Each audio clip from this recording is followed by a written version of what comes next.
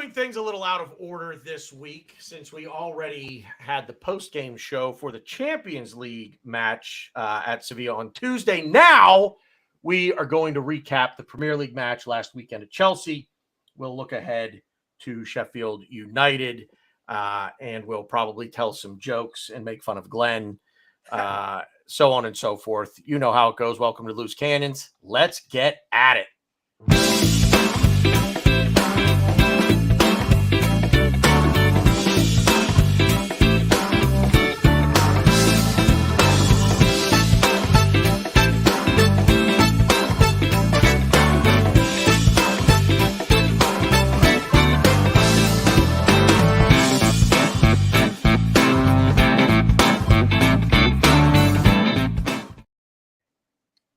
How's it? Welcome to Loose Cannons. That's Glenn. That's Ryan. You know me. Let's get into it straight away because Glenn has been summoned by the missus to do whatever his missus. I have to pick up my wife at the train. It's 5:03 here Eastern time. I have to pick up my wife at the train station at 6:11, which means I have to leave this show at 5:45. Done, because he has to smoke for 15 minutes and then get in the car. I don't smoke and drive. No, that's why I said, like, no, you're going to smoke first, then get in the car, then go get her. All right, so anyway, yeah, I'm glad to be here. 2-2 draw. We always talk about games like this. It's either if we're the team coming back and we tie it, we say it feels like it's 3 points game, or we say it feels like a win. If it happens against us, we say it feels like a loss. So 2-2, come back, obviously, get the draw, get the point. Glenn, your immediate reaction at full time against Chelsea. Okay, well, first of all, you can see my 4-minute reaction on Twitter and YouTube. It's called Time to Dance. It's about the Chelsea game. I'm still happy about it. Yes, Mr. BG, Tanner, whatever you want to be called.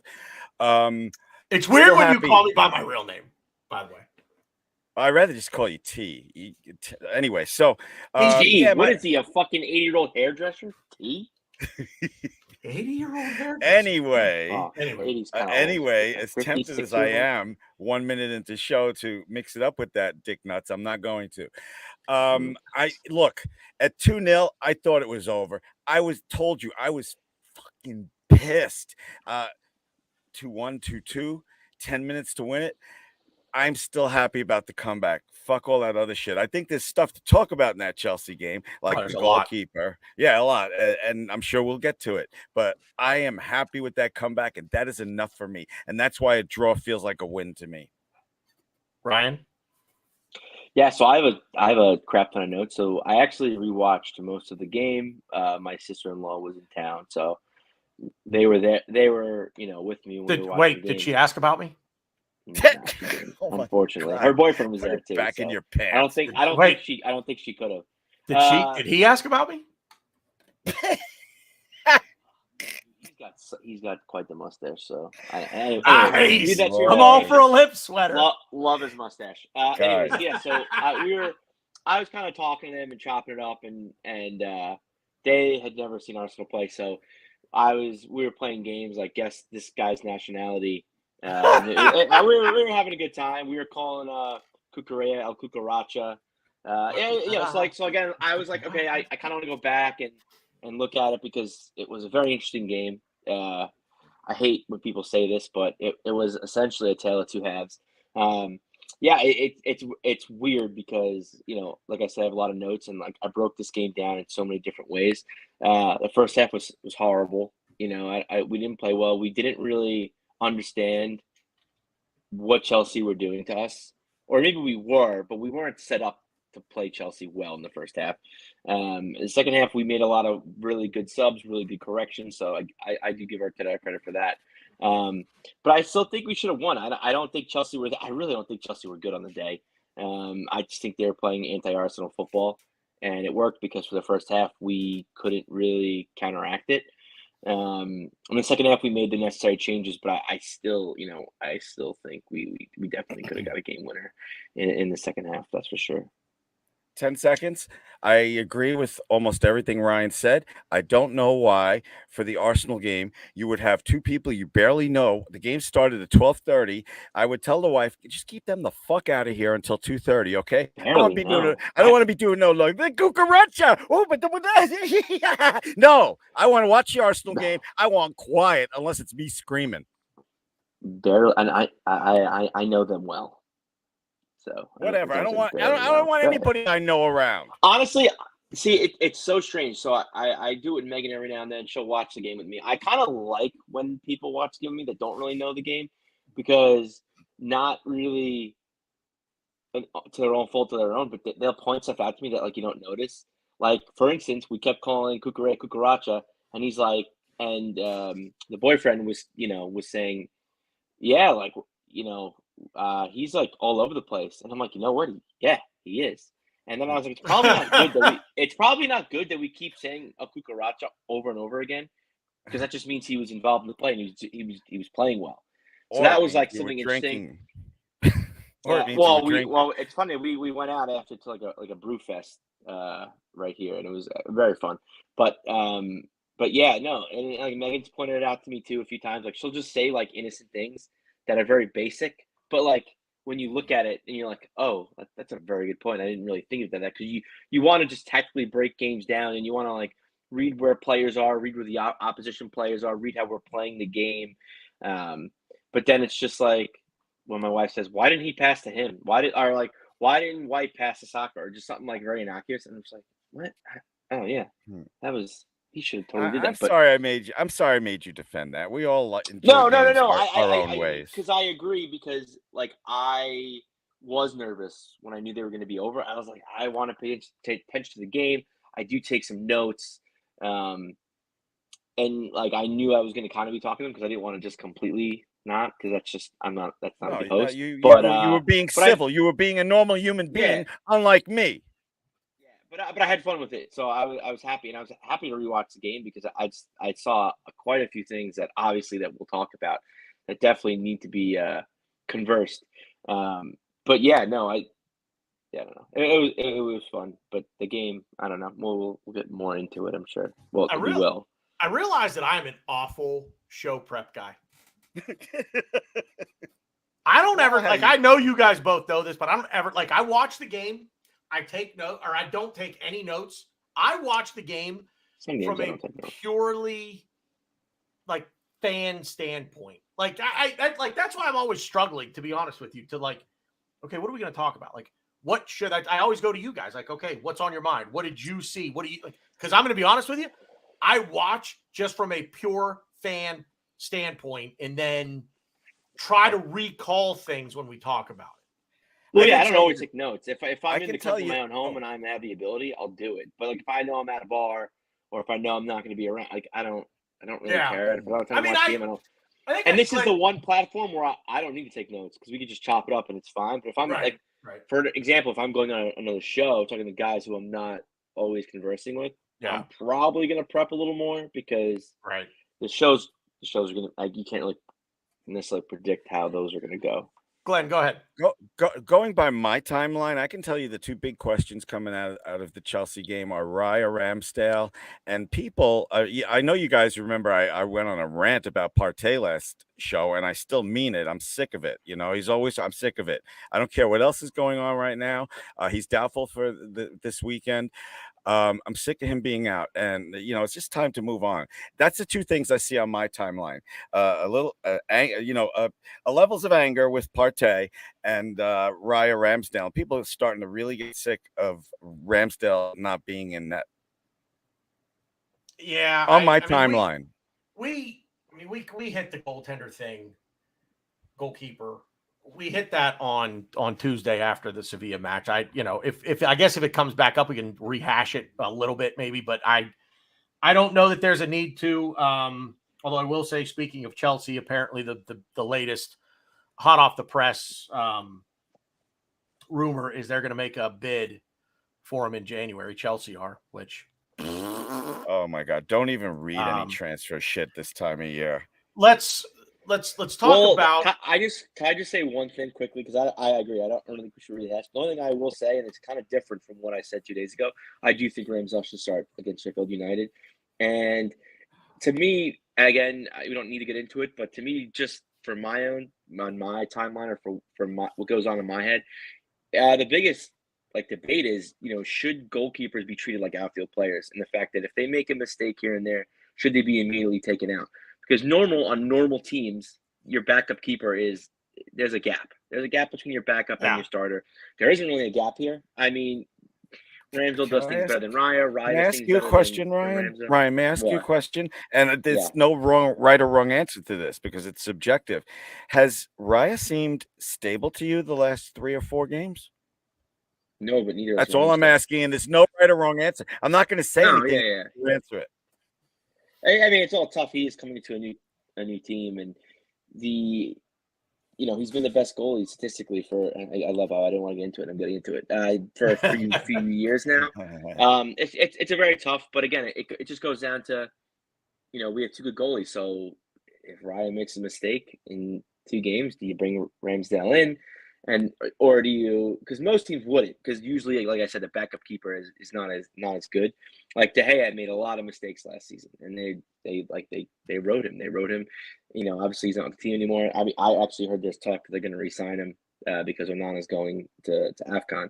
But yeah, I think it's very interesting. It's an interesting debate of, does he come out? I think he does. I think you bring Ramsdale in against Sheffield, and we kind of see how it rolls because like I just said, I think we have 2 good goalies, and I think you could kind of use that to your advantage of if one goalie fucks up, you bring the other one in.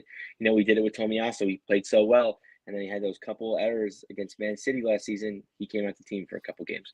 So I'm sure there's a million other examples of other players. That's just what came off the top of my head because I actually thought Tomiyasu played very well, and I think this was a Tomiyasu game, and I think he should have started. But yeah, I mean that's really all I have to say about that. So we all agree on this because last show BG Tanner T said he wanted Ramsdale in goal for this, right? BG Tanner T. Yes, you were right. My thing on the goalkeepers is this. I do not see a clear and obvious gap, as Ryan has pointed out. I don't see a clear and obvious gap between the 2. I would be more inclined at this point to simply rotate them. Ramsdale, we're in a congested part of the fixture list right now where we're playing on Tuesday or Wednesday. I mean, we have the next 2 weeks, we have midweek games. We play West Ham League Cup next Wednesday. The following week, we play Sevilla again, Champions League at home. I believe that's the case. I'm pretty sure we play Sevilla again in 2 weeks. Or is it 3? It's 2 or 3. But either way, and we're playing every weekend, be it Saturday, be it Sunday. It's not necessarily. I know we don't need to quote unquote keep the goalkeepers fresh. I know that's not a thing. But I want the competition. And this was the whole reason that and to Glenn's previous points in past shows about Arteta and the misleading and this and that. I will say this is one of those things that this is kind of driven me nuts with him is, okay, you brought David Raya in and Ryan, you've said, this was Arteta's number 1 choice for goalkeeper when he got here. We didn't get him right away. We shifted gears to Aaron Ramsdale, but now we have David Raya. Well, but you still got to play the other guy. And, and I get that, there's no room for sentimentality in professional sports. And if somebody's going to tell me we want to play our best players in the Champions League, I won't argue that point. But I will say that I don't feel like Aaron Ramsdale did anything to lose his job. And I don't feel like Aaron Ramsdale played poorly enough to not get the very first Champions League start. Especially since he's the guy that got us there. Well, and like I said, yes, and I agree with that.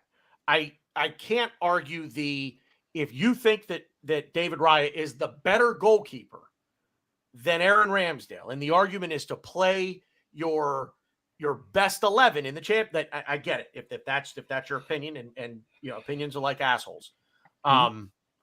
So with the goalkeeper thing, though, it's just the one thing we've talked about it before here with Mikel Arteta is the lack of rotation. There is no reason why coming up this weekend against Sheffield United, the worst team in the Premier League, Aaron Ramsdale can't get a start. ESR can't get a start. I will get into this maybe a little later. Tomiyasu, 100% should get a start. If Zinchenko is your first choice left back, I'm looking at this game as an opportunity to get some of the reserves in and get some game time under their belt. This is what we talked about all last season. We didn't play the bench, and then when it came time that they had to play, we were off it. Why not give Reece Nelson a shot on the right wing and put Bukayo Saka on the bench for a game against Sheffield United? Our reserves should be able to beat them and give these guys give them a day, especially Bukayo Saka. Give him a shift off. And let the other and it's not just to give guys like that a break and say, oh, they're tired. Let them get their legs back under. It's just as much to get the guys on the bench some playing time, some meaningful playing time. Go out. They're going to there get that and play playing time against West Ham. Dude, I just needed the white shirt and go back and forth like this. You're preaching to the choir. Enjoy it. You're in the majority of Arsenal fans, as far as I can tell, that want to see this. And can I just say one more thing before you go, Ryan? A lot of people bring up stats to show me Raya Ramsdale. Here's what I see. Ramsdale got us to the Champions League. He didn't do anything wrong to lose his job, and I've seen 3 to 4 unsteady games by Raya. So that's why I think Ramsdale should go in. But I don't think Ramsdale was that good, though. I'll say this. The same argument could. I don't think David Raya has done enough to lose his job. If he's, I don't think David Raya has done enough to. Okay. I'm going to shut up. No, I'm just saying. What's good for the goose is good for the gander. In my opinion, in this situation, if David Raya is going to be, if he's first choice now, he's looked shaky, yeah. But I can't say that Aaron Ramsdale didn't look shaky. No, he did. Yeah, and people forget that he wasn't before we bought Ryan. Ramsdale wasn't at the thing that this is. I'll say this, and then we're going to move on because I want to talk about the penalty that was and the penalty that wasn't. The only thing I'll say about Aaron Ramsdale, this is where I give the edge to Aaron Ramsdale. Stats all look good. That's fine. I can appreciate the analytics side of things. I've watched them both, and I don't see a difference. I don't see a distinct difference between them. What puts Aaron Ramsdale over the top for me is the personality. And as dumb as that might sound, we talked about this after the Lens game, Champions League a month ago, give or take. That's an Aaron Ramsdale game if ever there was one. On the road, hostile environment, turn around, give their supporters the business. and to go into an environment like that and to give the home supporters the business and have that smile on your face, like, yeah, come on, give it to me. Let's go. That instills a ton of confidence in me. It would be, to see my goalkeeper back there acting that way. Yeah, come on, let's go. Let's have it. All right, let me just add, he has a bigger wingspan than Raya, and if somehow Mr. Ramsdale sees this, all right, it's a brand new baby, your first baby. By now, you just want to get the fuck out of the house. So get to practice earlier and get your starting job back. That's it. Wow. All right. So handball called against William Saliba. Ryan, Glenn, you're always a little quicker than Ryan. I know, and I Saliba. Okay, kind of know what Ryan's opinion on it is. I want Glenn. I want your. I thought it was harsh. I see how you can argue it both ways, but I thought it was harsh because from the head to his arm was such a short distance.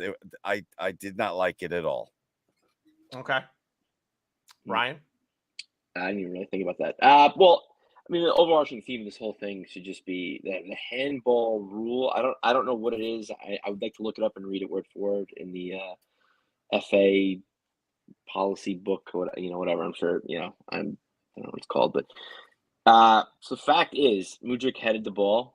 It was not going on target. It was going out of bounds. So had Saliba's hand not been there, it would have been a goal kick for us. So instead of awarding a goal kick for us, you're going to give them a goal or a penalty. Let's just say, argument's sake. It doesn't seem right. I think that alone, it just doesn't seem right. The ball's not going anywhere near the net. It's going wide. There were multiple angles that were shown that the ball was going wide. So, yeah, I just from that point alone, I don't think it should be a handball. But you take that out of it. Yeah, his hand is in a really awkward position and made himself bigger, and it hit his hand. If that's when you break into a larger scale, if that happens anywhere else in the pitch, is it a handball? It should be. It should definitely be it. So then it's in the penalty. So it's in the penalty box, so it should be a penalty. Well, yeah, but like I said, coming back, it was going out, so it shouldn't be a pen. And like Stan just alluded to, if it happened against us, we'd be calling a pen. Yeah, I would be. I actually thought it was a penalty when I saw it at first. When I first watched it, I was like, oh yeah, it's a penalty. Then the more I looked at it and the more angles I saw, I'm like, wait, no, that ball's going out. You can't.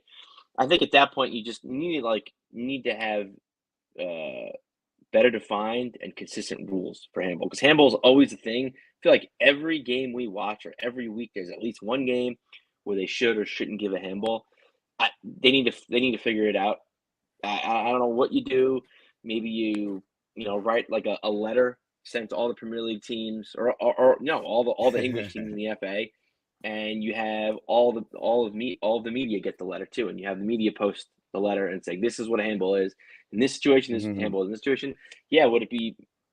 Might it be maybe 5-6 pages? I don't care, because every week there's a handball situation in one game, and it's happened to us a couple times. It's just it's very. It sucks because that's a game where that penalty kind of changes things for us.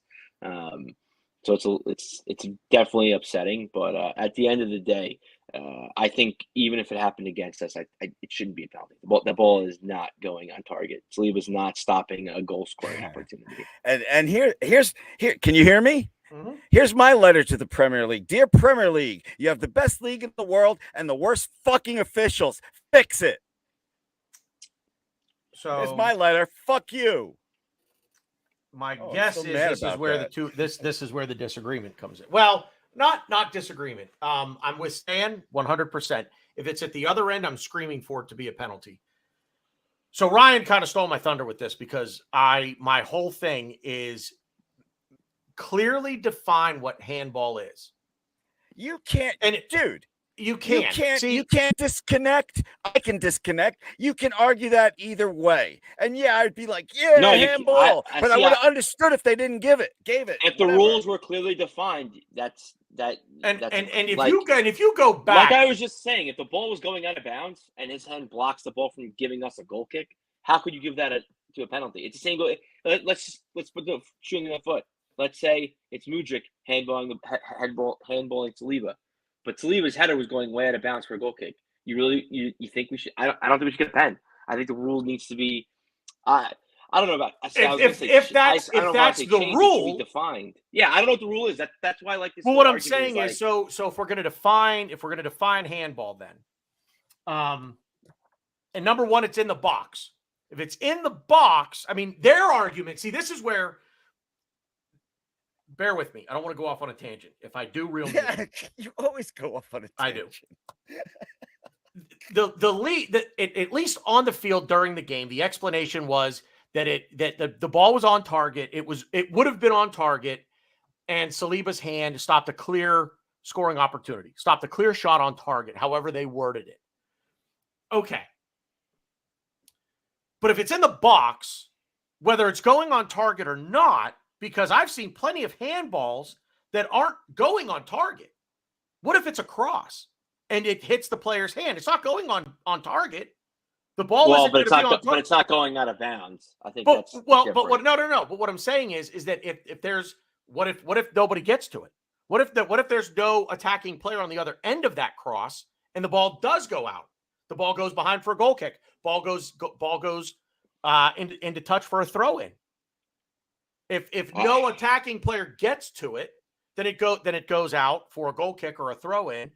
But if it's handball in the box, the ball may not be on target, but if it's handball in the box, that's a penalty. Period. So number one, define that very clearly. Handball in the box. Take the ambiguity out of it. Take the subjectivity out of it.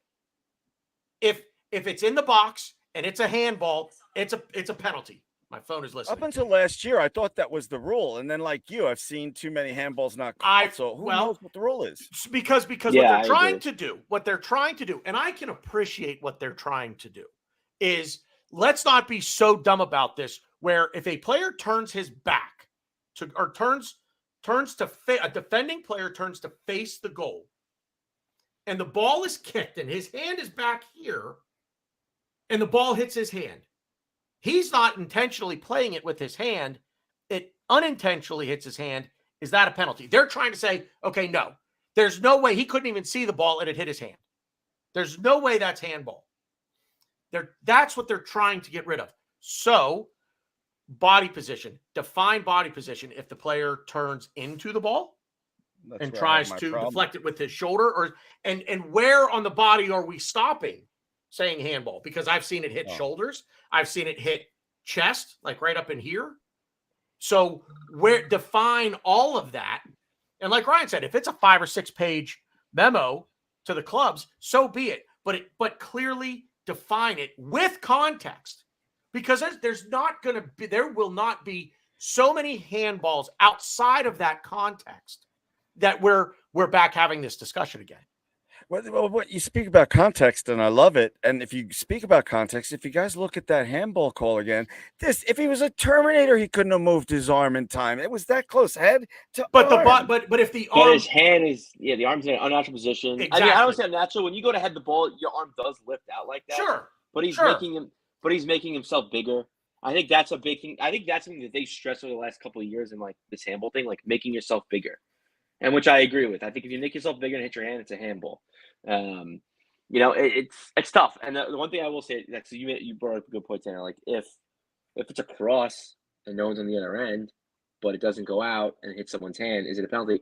To me, and I know how our fans love when we bring up American sports, but to me, it's almost the same as the American football rule, where like a pass interference call, the pass interference gets nullified if the ball is quote unquote uncatchable.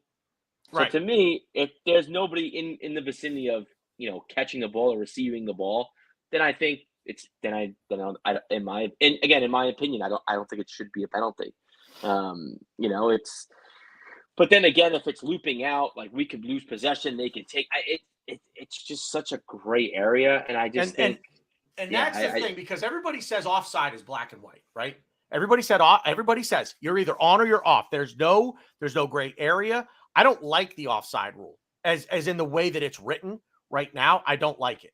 I don't like the fact that my kneecap can be offside, and that's stupid to me. My kneecap I should be able to run past the defender with my trailing foot onside. That's how I'd like to see that rule, but that's not going to happen. That's not the rule, and that's fine. I understand knee, but like an arm or like a body part that doesn't really give you a competitive advantage. I know. To play the ball. It makes me crazy too.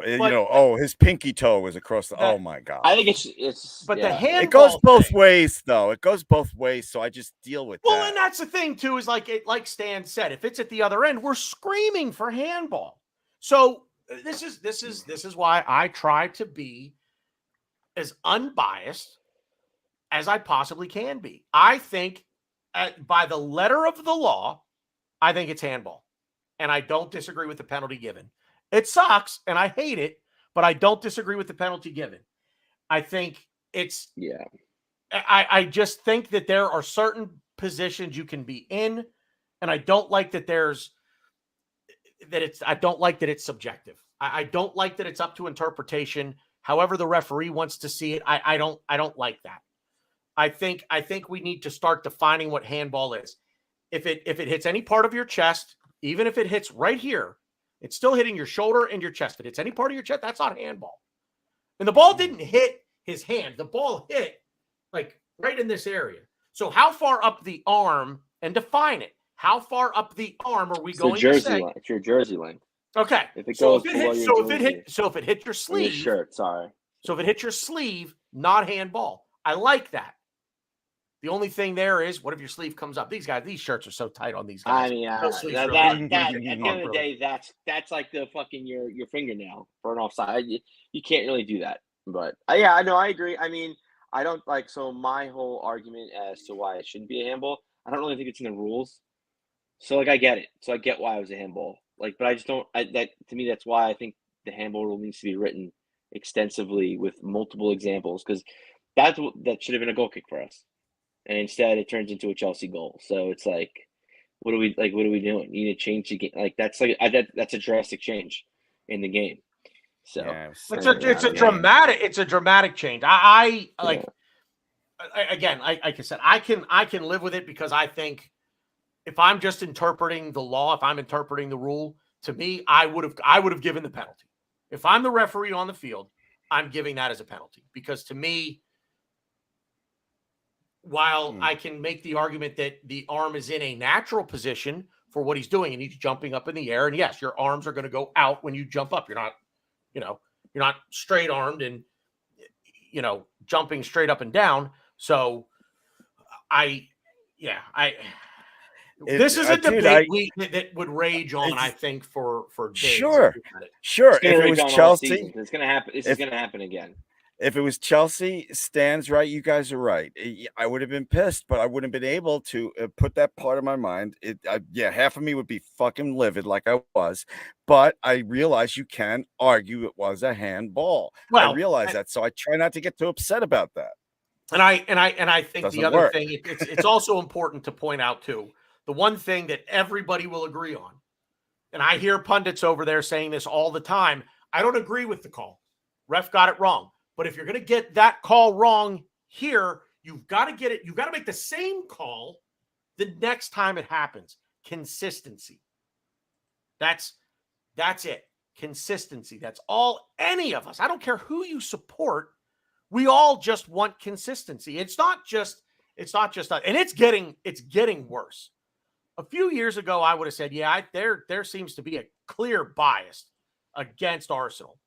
It's getting worse now. I'm starting to see. No, you can't call it biased against Arsenal anymore, because I'm seeing horrible calls week in and week out in games that don't really matter. Talk to Liverpool when they play Tottenham. Wolves and Luton Town, and they get an awful. I just picked two teams, but Liverpool and Spuds. They're well, yeah. I mean, there you go. That's affecting a title race. That was 3 points taken away from them. Yeah. I mean, and you're talking placement, you're talking a trophy, but you're also talking, as much as I hate to say it, the most important thing in all of this is the money. Every position earns a different amount of money from the league every year. So you win the league, you get X amount of pounds. You come in second, and that number changes the lower you go. That could be the difference of 4 or 5 million pounds to Liverpool and to Tottenham, going in opposite directions, obviously. So you like to think at the end of the season, you look at things like this and you say it all evens out, right? It all evens out. We're gonna get some calls that go in our favor, and some that are gonna go against us that we're pretty upset about. That doesn't happen. It doesn't even out to me. Can I? If we're done with this, I want to change the subject to this weekend's game, because I just thought of a great question. Well, it's an awesome question. I'm dying to hear you guys answer. Against Sheffield, you mean, or Chelsea? Yeah. No, Sheffield. Write it down. I don't have to. I can remember it. You're not going to remember it. My wife. I mean, you Normally can't at this remember, time of the you show, You don't remember what we talked about 5 minutes ago. Yeah. All right, then you were real just quick, saying, okay. "Oh, our show prep is terrible," and then we were It is, talking my about. show All right, prep. Glenn. I still want. I had so much to talk about with this Chelsea game still, but All right. Well, you know what? Since you have to leave in like 10 minutes, go ahead, Ryan. You and I can. Yeah, because I wanted to talk about something we all agree that we'd like to see some changes. So I don't want to talk about like shit we agree on. I want to argue with you. with this. Why do you think we'll disagree on this, asshole. Okay. Dave, 3 players you would like to see different in the lineup. I'll tell you right now. Boy, I pretty much think it's Ramsdale, ESR, and Vieira for me. Okay, go ahead. And if Vieira's hurt, I want Havertz. I'll say. I agree with Ramsdale and I agree with ESR. I'll say I'm a Reece Nelson guy. I want to see Reece Nelson in there. Oh, I forgot him. I like that. Yeah. You know what? No, let me see if I can make it I interesting. don't know if I have 3. I have more than 3. You want the same lineup? No, hey, let me it's see just an opinion. If you want the same lineup, Brian, just say it. Hang on. Let me see if I can give you 3 different players. Changes. Reece Nelson for Bukayo Saka, Tomiyasu for Zinchenko.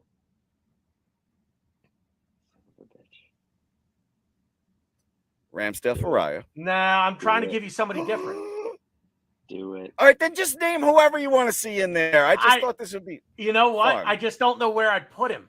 I don't know who I'm taking out. Say it. Say his name. Say it. I don't know what you're talking. Ryan, you better tell me what you're thinking about if he doesn't say it. Say it again. Say it again. Jakob Kivior. Yeah. Ew, I hate that's not what I was gonna say. We got to send him out on loan. He's been so good for us when he comes on, and other people. You're not alone, Glenn. Other people don't like him. He's been such a good player for us when he comes onto the field, because he's a defender that knows how to hold the ball. He's a great passer. To me, honestly, he's a big upgrade on Zinchenko. Actually, not Zinchenko, Jorginho. But he likes to. But Arteta loves on the left side of the pitch, which I don't disagree with. But I would love to see him. Did you say somebody before Kivior? Because when you said Kivior, I went into shock. Reece Nelson, Tomiyasu, and Kivior. I want to see Kivior play. Yeah. I don't know how you don't like him. He's so good, Glenn. I see the potential. No on-the-job training. No on-the-job training. We're going for a Premier League title. No, sorry. Nah, I like Jakob Kivior, and I think there's wait. So where are you playing Kivior if you're playing Tomiyasu? I'd put him at center half. I just don't know who I'd take out. I'd probably take out Saliba, to be honest with you. In this game, we're talking about. I'd take Saliba out. Nah, take that. Here's why. To me, I would be taking them lightly. Okay, I can see that. I can see your point, but. The thing is, you've got to find places to get these guys minutes and look back at last season. Now, I'm not saying that Saliba injured his back because of all of the minutes that he played. I'm not saying that. But he withdrew from the French national team during the international break because of a toe issue. Give him a shift off. And again, it goes back to, if you don't trust these guys, then why are they there? If you don't trust them to play and you don't trust them to play meaningful minutes, why are they there? And I don't want to see Jakob Kivior go in against Manchester City. I don't want to see him go in against Liverpool. That's not the game you put him in there. I want him to get minutes. I want him to get a full 90 minutes in a game under his belt. Throw him in against the worst team in the league. And yes, if you say that's taking them lightly, okay. But you have to look over the course of the season. And you have to find those fits, because I'm going to tell you right now, I have to take this phone call, but I'm going to finish this thought. You mentioned about West Ham and the rotation. I'm telling you, West Ham are going to play a strong team, and Arteta is going to match it. Nottingham Forest played a strong team, and we didn't match it. So, West Ham, you mean Brentford? You mean Brentford? Yeah, Brentford. I'm confused with the team. Brentford. Now. You guys are confusing me. I'm not even high. All right, Glenn, you two, Ryan. vamp for 6 minutes. I have to take this phone call. Okay, Ryan, can you just tell me your replacements, if any? And I promise, even if you want, the same starting 11, I'm not going to say anything. I want to replace so many people, But if I had to So pick give me 3, as many. You're the manager. Just tell me. I'm not going to make ooh, fun of you. I want to see a bunch of ooh, replacements too. so many things. Yeah, I would play Ramsdale. I I don't. I think if Kivior comes in, he comes in for Gabrielle. But I don't. I say just keep Saliba, keep Gabrielle. Tomiyasu on the left. Yeah, I'll be boring. Actually, you know what? No, but I'll put Kivior on the left. Yeah, I was just going to say. I'll put Tomiyasu on the right. And then Interesting. I'm gonna be fucking nip tuck with this. I'm gonna put El Neni in as our 6. Ooh, I'm I'm gonna sorry. put no, you're good, you're good. I'm gonna put ESR as a left 8. And our see now that's where it gets tricky. Our 10, I would put you know what? Our 10 I would put Kai Havertz. And then our right winger would be Nelson. Our left wing actually, you know what? No. Our right winger will be Saka. Our left winger will be I already forgot Nelson. And if Yeah, that went, Nelson. if you were And manager then and that our went striker sideways, would be Jesus. Yeah, no, it's like too much. and, No, but and that if I had to pick and a 3, minute late, I a think minute after the game, you'd be deleting your Twitter account. I God, Ryan, holy I think yeah, cow! I think the Elneny thing was kind of a joke. I do think I just love Elneny, so I'm like so biased. But I know they're one of 2 I teams that doesn't have a win yet, but wow, no, I wouldn't wow. do this. These just plays I really want to see play like ESR. First time all season he's really got meaningful minutes. And I think that's huge. I think he's going in the right direction with Arteta. I think he was this game. The Chelsea game was good for him. I think this was an ESR game. This was a Tomiyasu game. This was a Kai Havertz game. This was a Thomas Partey game. Thomas Partey hurt, whatever, fine. I really want to see Kai Havertz play either 10 or false 9 for us. I think I think he would have been really good for us to get over that press that Chelsea presented You to know, us. it's funny you say Um, that. It's funny you and say that. Wait, I so rarely disagree with you today. It's funny you say that because one of my choices was almost let Havertz play in Odegaard's spot for the game. I Almost, also but I think didn't say that it. Kai Havertz's best game for us was against Man City in the Charity Shield, where he played false 9. So I really want to see him have a more offensive role, and I think that could also get his wheels spinning as far as scoring goals, assisting. I want to see Nelson play because we gave him a contract. Let's get him some minutes. ESR, like I said, we know why I want ESR, and I mean other than that, it's like the back 4. I want to see Kivior, but I won't be pulling my hair out if he doesn't play. I think he's going to be with us. Hopefully, he's going to be with us for a while. I think he's got a lot to learn. I think he will learn. I think he'll be a big part of our team in the years to come. And If Kivior has to play, I'm like you. I'd like to see him on the left. I'm curious to see what he would be like in the Jorginho role, only because we've seen him play the Zinchenko role where he kind of tucks in.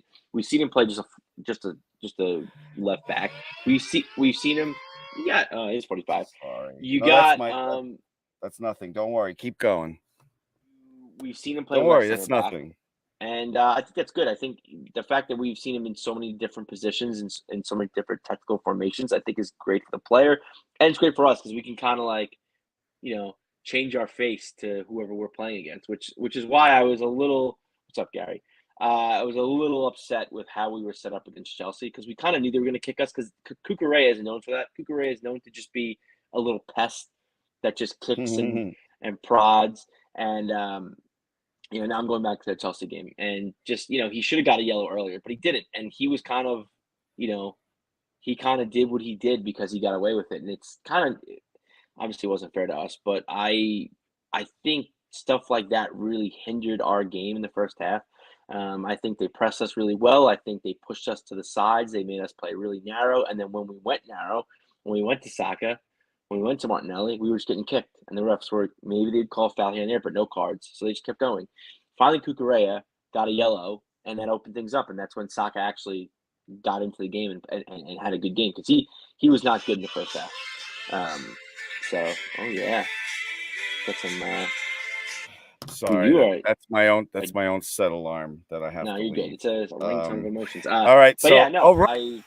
It's your dream. You get to do a monologue right now to the audience. I gotta go. I'm really sorry, Go guys. back. Be Go late. back. No, I'm kidding. Yeah, go. Give us your final All right. thoughts and All right. I predict. You know what you about could tell the audience? I predict 3-0 Arsenal. Maybe you want to talk about that. Okay. like that. And then there was me. All right. Well, if anybody has any questions or any things, I will get to it because I'm here by myself because this is like so much fun and I can talk for hours and hours on end. But I guess I'll just break down the Chelsea game how I saw it because we didn't really talk too much about it. But I'm not saying the rain was an excuse on why we didn't play well, but I think the rain didn't help. It slowed the game down, and we wanted to play quick. Oh, you're back. He's terrified of his wife, by the way. Yeah. Hang on. I'm all tangled up here.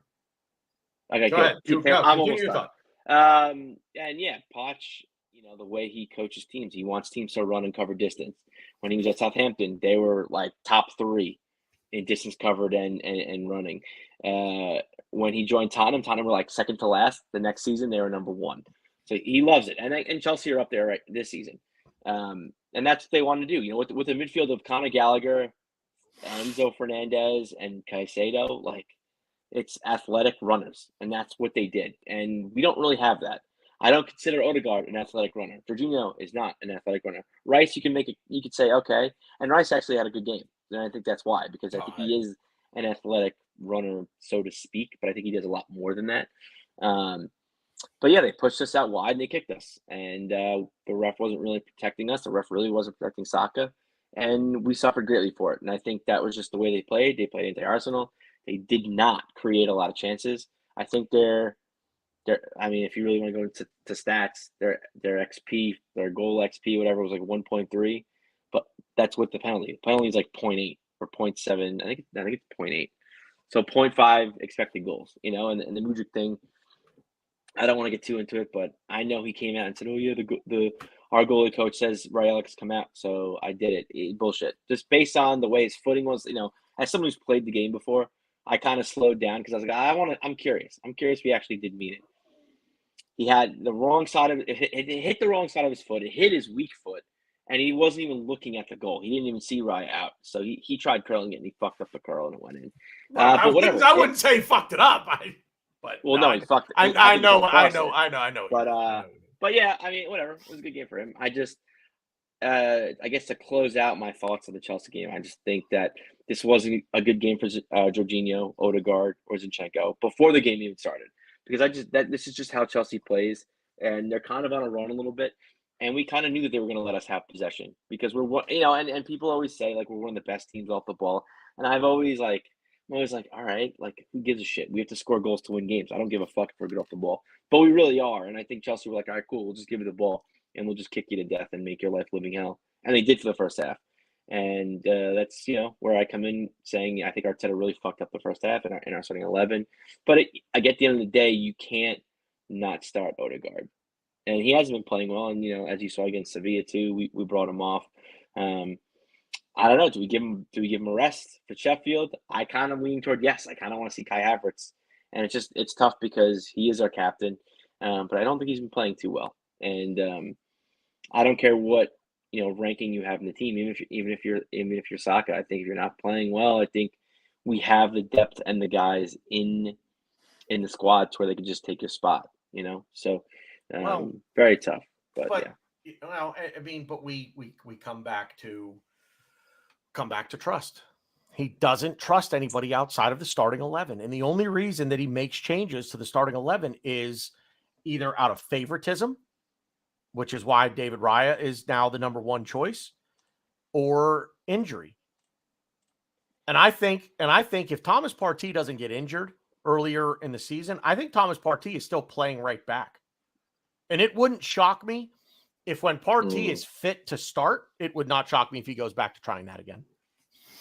And it's not, and there's nothing to it. At this point, I'm convinced that there's nothing to it other than him trying to pigeonhole all 3 of Havertz, right? Well, 4 of Havertz, Odegaard, Rice, and Partey all onto the field at the same time.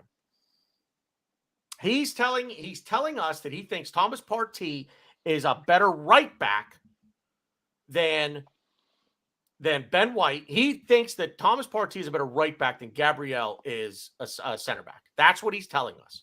I don't think so. And he thinks that Ben White is a better center back than Gabriel because that's how it worked He dropped Gabriel to put Thomas Partey in it right back. That's how because he wanted to play Rice, Havertz, and Partey, and Odegaard. But how do you do that? You have to take somebody out. And to That's me, the thing. I would do the same thing. I would have took out Gabriel. Well, I mean, if I'm forced to play all four of them, now I'm probably time out. Those four in those four positions, because obviously, in those four positions, then yeah, I'm putting Havertz up top. Like that's what I would. No, if I could move them around, that's what I would do. But if you couldn't move them around, then I think I see it.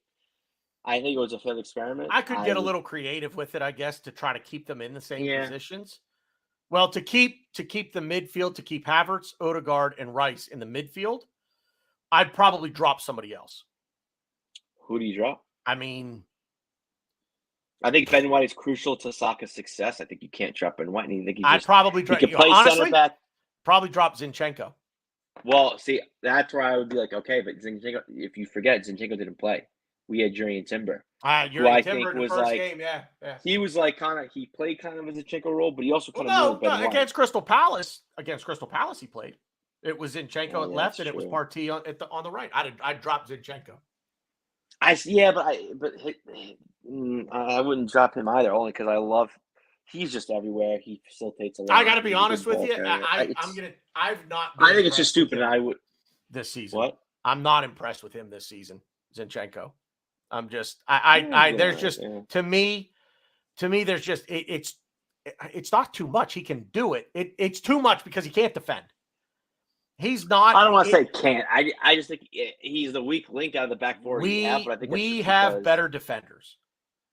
Yeah. And if he is going, Stan's absolutely right. He's obsessed with inverting a fullback. I mean, Jurriën Timber was brought here to do which I think that's a really good tactic that Mikel has used, and I think it's helped us more than it's hurt us. Jurriën Timber was brought here to do the same thing that Zinchenko does. He's just going to do it on the other side. That's exactly why he was brought here. And I don't know why Zinchenko didn't play. Zinchenko was hurt. If Zinchenko's healthy, against Nottingham Forest in the first game, I don't know that he plays them both at the same time. I mean, but there's a conversation for. Well, I don't know. It's just Timber's. We're not gonna find out for months yet. I think Timber will be back maybe like late March, early April if everything goes to plan. So we may see him again this season, and I guess if everybody's healthy, then we'll see what happens. I don't hate the inverted fullback thing. I get what he's trying to do. He wants to attack, he wants to possess, and that's great. But if we're going to crowd the midfield, we've got to control it. But we've got to create out of it as well. And we crowd the midfield only to play everything from the wings. And that, to me, just you're going to run Zinchenko into the midfield, but you're really playing him as a second left 8. When you had Partey in the lineup playing right back, you were effectively using him as a second right 8, playing right in behind Odegaard.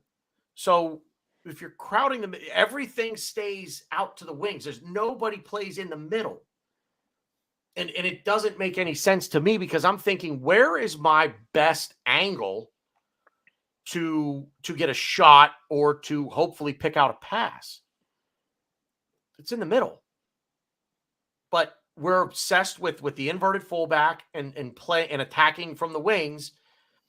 It's beautiful when it works, but there's got to be another way. And if it doesn't work with us from the wings, we don't know what else to do. We don't have anybody in the middle that can create. We still don't have that locksmith in the middle of the field. Martin Odegaard is great. I love him.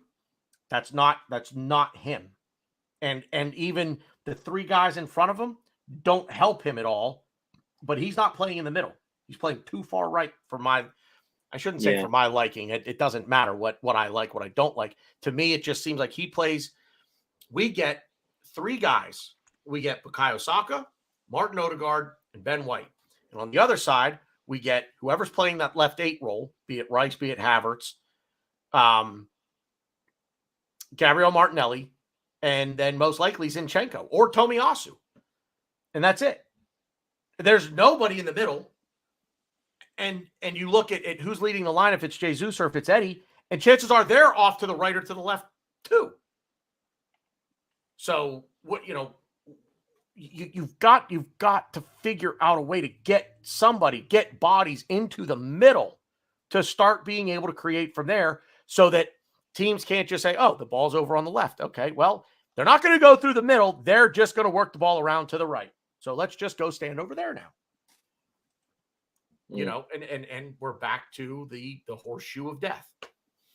Again, we don't attack from the middle. And Zinchenko, I agree. He'll never start in the midfield. I don't know about El Neni.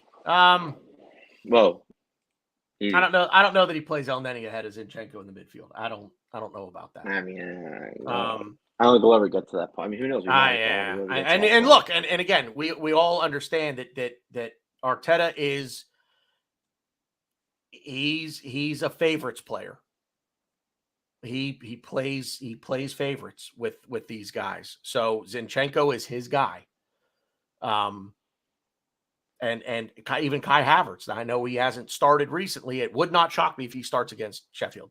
Would not shock me at all. I wouldn't hate it, but it would not shock me if he starts against Sheffield. This is the game this weekend to me where if you're going to, I don't want to say experiment, because I don't think it's experimenting anymore. I don't, you're not going to put Partey at right back. You're not going to put Havertz somewhere where he hasn't played before. It's not like you're going to ask Havertz to play the 6 all of a sudden. But this is the game to make some changes. This is the game to get these guys going and try to develop some chemistry with guys on the bench and get them going, get them up to speed, because you ask an ESR to come in and you say, well, ESR looks off it. Well, no shit. He hasn't played in 3 months. Like, he hasn't played any meaningful minutes, Same thing with Reece Nelson, although Reece Nelson to me doesn't ever really look off it. That has more to do with his speed than anything else. But you talk about, Kai Havertz. Well, he's been off it. Well, get him back in there against a team that we should just absolutely annihilate and get him some minutes. So, here we are now with my amazing show prep. What else you got? The only thing I would say to that is it's a shame that we have the West Ham League Cup game right after this, because I could totally see Arteta playing our strongest 11 against Sheffield and then just changing everything for the West Ham game, or changing everything, making like 5 or 6 changes. I think we could experiment both games. I'm not saying like don't play Saka at either game. I'm not saying that or Jay. Well, we don't know what the story with Jesus' hammy is, but I just think that I would like to see, and over the course of these 2 games, I would like to see pretty much every player that has gotten a sniff of first team football, like on the pitch, should play meaningful minutes. Or maybe we could end up being one of these teams 5-0. So I don't want to say meaningful minutes, but decent minutes. And I know it's going to be tough, but I don't want to see the same 11 both games. I don't, I want to see a bunch of people play, and I want a bunch of people to play minutes.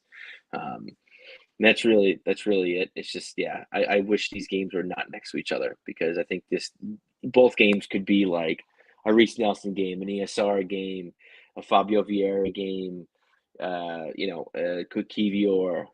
So it'll be very interesting to see how Arteta plays both games. But I mean, I think we know the players that are going to play for sure. I mean, Bukayo Saka is going to play. He's going to start. Martin Odegaard is going to start. Gabriel Martinelli is going to start. William Saliba is going to start. Declan Rice is going to start.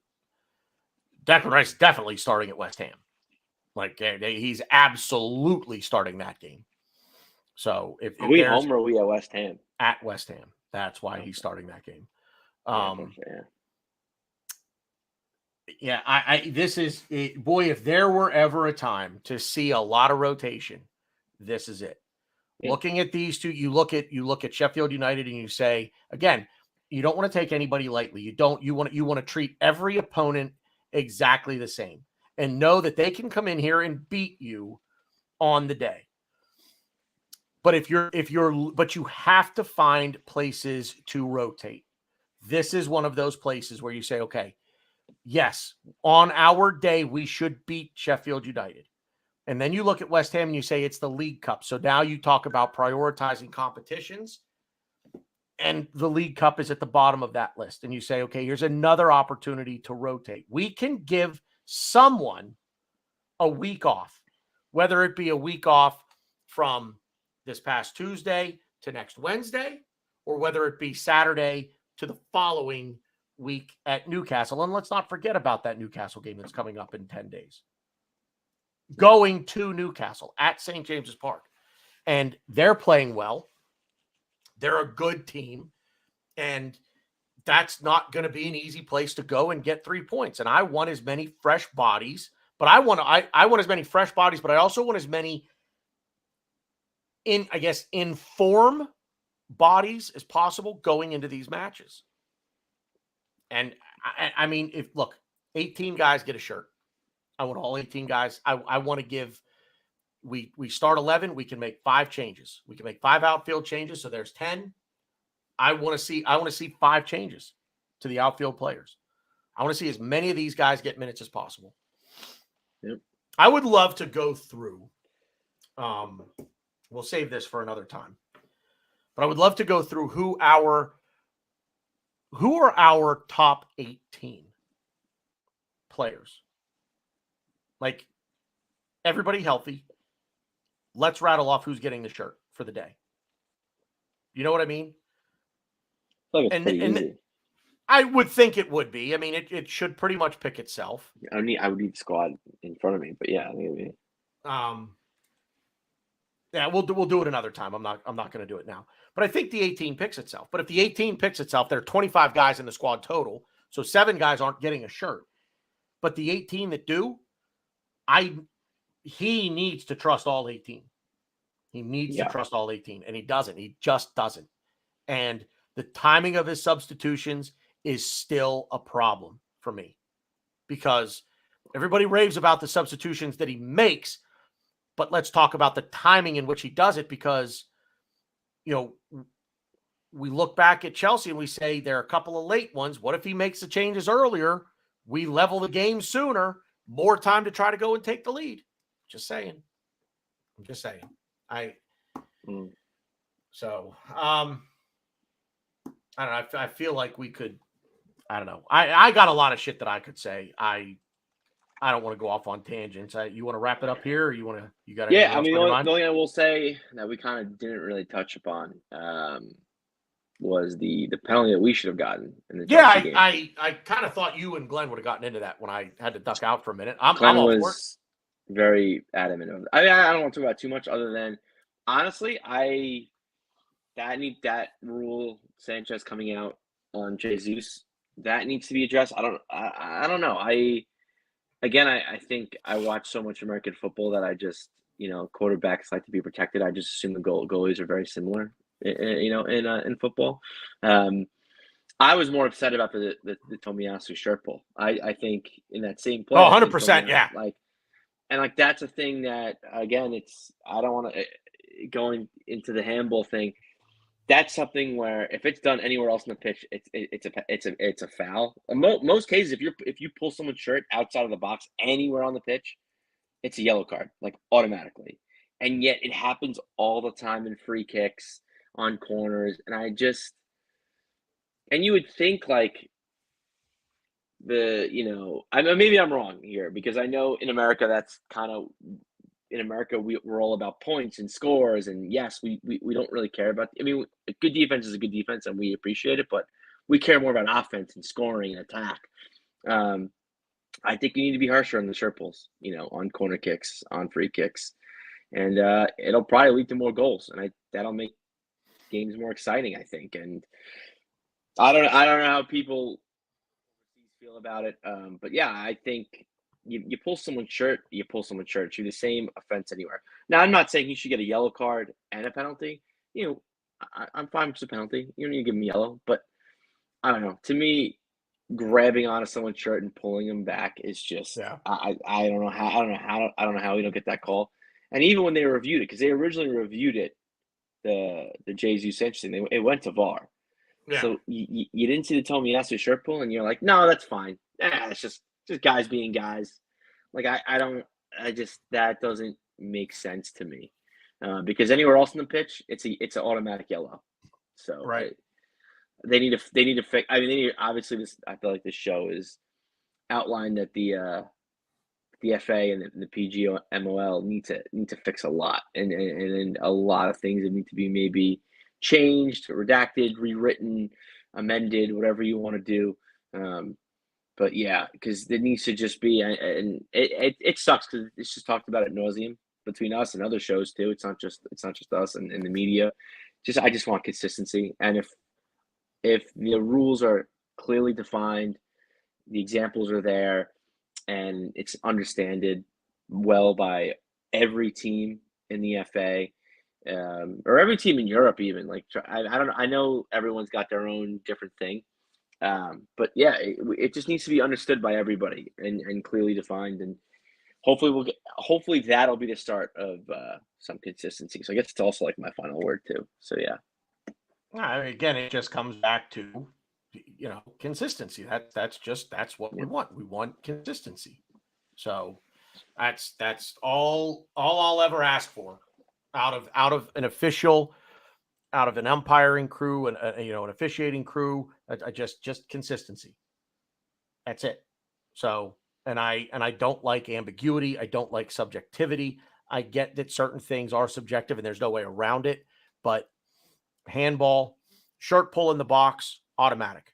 Like, just automatic. If you pull the shirt in the box, if you pull it, I could talk myself out of what I just said, I think, if I talked long enough. So I'll just leave it at consistency. So yeah. So Sheffield at the weekend, Saturday, 10 a.m. On the East Coast. Obviously, if you're on the other side of the pond, it's 3 o'clock. But yeah, that is it. That's all we got for you. We will be back next week. Is that your final thought? You want to make that your final thought? Or you got anything else? Yeah, no, I'm good. Hopefully we see the players we want to. Hopefully we see everybody. I guess this is finally the final thought. I don't even care if we have our strongest 11 against Sheffield, as long as it gets changed for West Ham, and as long as the players that deserve minutes get minutes against Sheffield and West Ham. And I'll tell you right now that I feel like if you get a shirt, you deserve minutes. Yeah. If you get a shirt on match day, you deserve minutes. Because again, there are 25 guys in the squad. We have to register 25 players. We register 25. 7 guys aren't getting a shirt. There are 7, as we say in hockey, there are 7 healthy scratches. Shut the fuck up, Sanguinet. You're a healthy scratch on a last place team in the no-show. Go for a soda. It comes out tomorrow. I'm so excited. Well, it's already out in Canada, but it's out tomorrow. I'm so excited. I actually rewatched the whole season. We started rewatching it the other night, not last night, the night before. Yeah, 2 nights ago. For anyone who doesn't know what we're talking about, and you're a big American hockey fan, it's a show called Shoresy. It's on Hulu. Yeah. It's even if you don't like hockey, it's a very. I feel like you've got to know hockey to find it funny, though. Like to find all of it funny. I feel like you've got to know hockey and almost like have to have played it, because all the chirping he does is But to me, the funny scene in the whole show has nothing to do with hockey. Not everything, yeah. It's when what's his name, Jean-Jacques, whatever, is in bed with another girl. Yeah, and his girlfriend's banging on the door. Open. And she doesn't know Tim Hitchcock's name. She goes, because they call him 10-inch cock, because if you say Tim Hitchcock quick, it's just 10-inch cock. I forgot your name. You don't even know me name. 12-inch cunt. Been called worse. Yeah, no. And then you see Big Sexy the parrot is going. Yeah. He's screaming too. Big sexual. Yeah. It's great. It's a great show. Everyone needs to check it out. It's very fun. Definitely give Hulu a shot. If you've watched Letterkenny, you'll love Shoresy. Oh yeah, Letterkenny. Yeah. So it's a spin-off of Letterkenny. Anyway, that's all we got. We'll be back next week. Probably it'll either be Tuesday or Thursday. Tuesday, we'll recap I almost said Southampton. If it's Tuesday, we'll recap the Sheffield game, look ahead to West Ham. If it's Thursday, we'll recap both and look ahead to Newcastle. So stay tuned for that. It's been good footy talk. We'll see you out there.